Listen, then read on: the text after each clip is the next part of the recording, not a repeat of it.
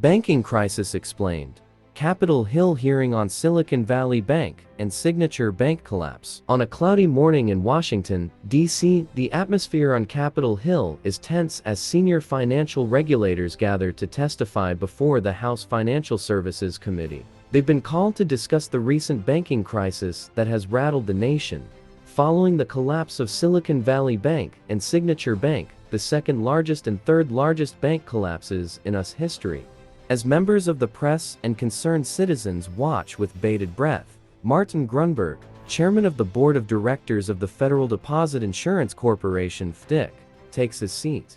He's joined by Nellie Liang, Undersecretary for Domestic Finance at the US Treasury, and Michael Barr, Vice Chair for Supervision at the Federal Reserve. The trio is set to provide crucial information on how this situation came to be and what steps are being taken to prevent a similar crisis in the future. During the testimony, Grunberg, Liang, and Barr delve into the causes of the crisis, discussing the events leading up to the bank collapses and outlining the regulatory measures in place at the time. They touch on the importance of transparency and effective oversight in the financial sector, and the need to adapt regulation to the ever-changing landscape of finance. As the hearing continues, lawmakers scrutinize the testimonies, seeking to understand the failures that led to the catastrophic bank collapses. They question the regulators, probing into the role of government oversight and the actions of the banks in question. Meanwhile, on Wall Street,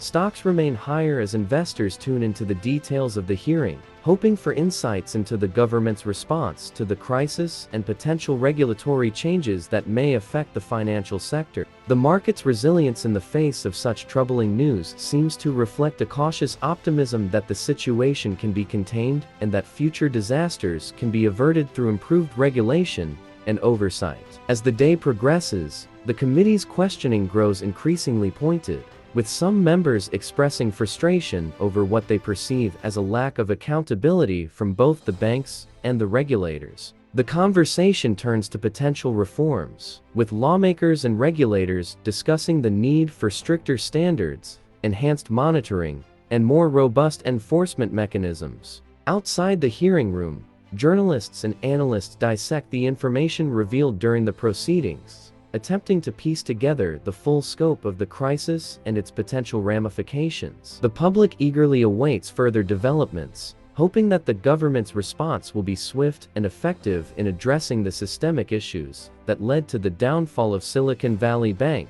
and Signature Bank.